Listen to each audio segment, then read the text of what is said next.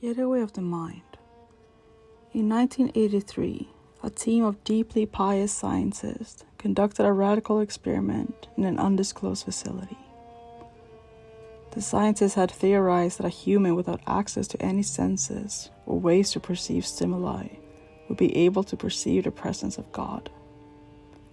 They believed that the five senses clouded our awareness of eternity, and without them, a human could actually establish contact with God by thought.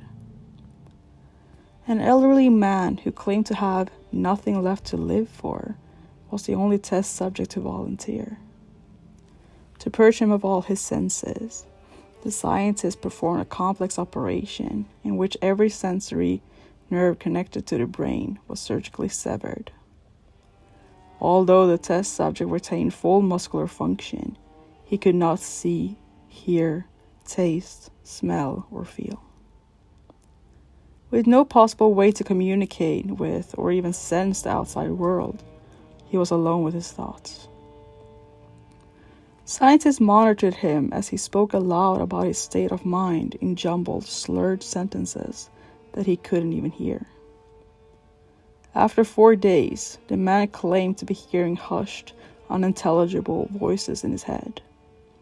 Assuming it was an onset of psychosis, the scientists paid little attention to the man's concerns. 2 days later, the man cried that he could hear his dead wife speaking with him, and even more, he could communicate back. The scientists were intrigued, but were not convinced until the subject started naming dead relatives of the scientists. He repeated personal information to the scientists that only their dead spouses and parents would have known. At this point, a sizable portion of scientists left the study.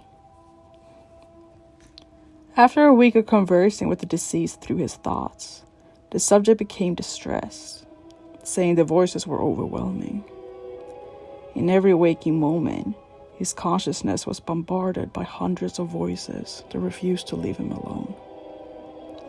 He frequently threw himself against the wall, trying to elicit a pain response.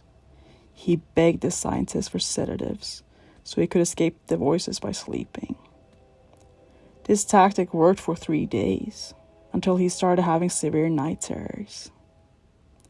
The subject repeatedly said that he could see and hear the deceased in his dreams. Only a day later, the subject began to scream and claw at his non-functional eyes, hoping to sense something in the physical world. The hysterical subject now said the voices of the dead were deafening and hostile, speaking of hell and the end of the world. At one point, he yelled, "No heaven, no forgiveness," for 5 hours straight. He continually begged to be killed, but the scientists were convinced that he was close to establishing contact with God. After another day, the subject could no longer form coherent sentences.